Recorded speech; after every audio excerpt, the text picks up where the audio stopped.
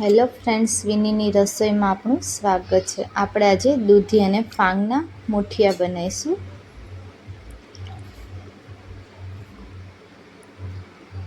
આપણે પહેલાં પાન લઈ લીધા છે ફાંગના, એને આપણે ઝીણા ઝીણા કટ કરી લઈશું।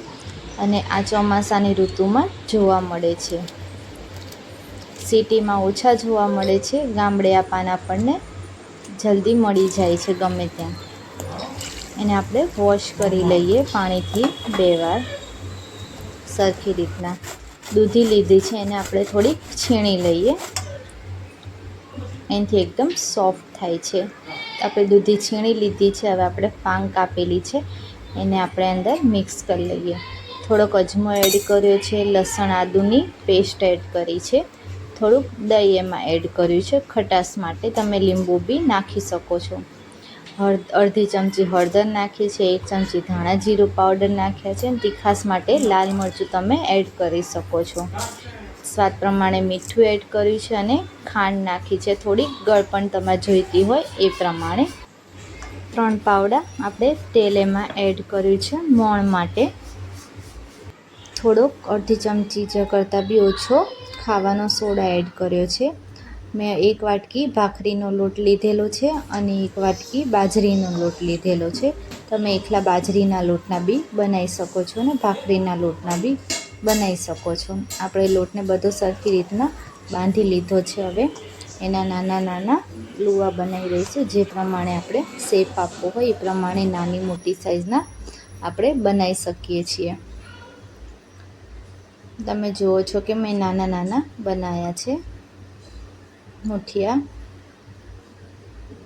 હવે આપણે બધા એને ગોઠવી દઈએ।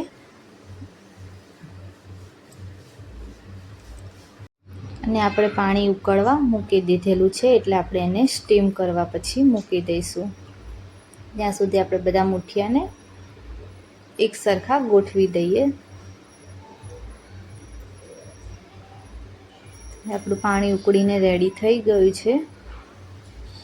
હવે એમાં આપણે 30 મિનિટ માટે મુઠિયાને થવા દઈશું, બફાઈ જાય। આપણા મુઠિયા હવે આપણે ચેક કરી લઈએ કે બફાયા છે કે નહીં।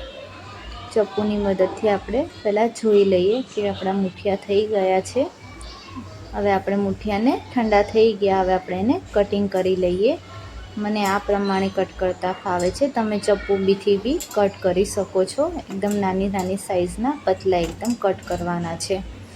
હવે આપણે એને વઘારી લઈએ। તેલ મૂકી દીધું છે, એમાં આપણે થોડીક રાઈ એડ કરીશું। રાઈ થઈ જાય એટલે મીઠા લીમડાના પાન એડ કરવાના છે અને થોડીક હિંગ નાખવાની છે। હિંગ થઈ જાય એટલે થોડાક તલ આપણે એમાં એડ કરવાના છે, તમે લીલા મરચાં બી એમાં એડ કરી શકો છો। અને પછી આપણા મુઠિયા એમાં આપણે બધા એડ કરી દઈએ અને એને હલાવી લઈએ એક સરખા। એને 10-15 મિનિટ એને તેલમાં સરખાએ ચડવા દેવાના છે અને થોડાક લીલા ધાણા નાખીને ગાર્નિશ કરી લેવાનું છે। આપણા મુઠિયા હવે રેડી થઈ ગયા છે, હવે આપણે સર્વ કરી લઈએ।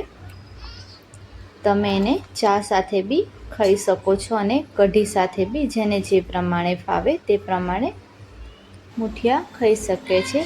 દૂધી અને ફાંગના મુઠિયા આપણા રેડી થઈ ગયા છે।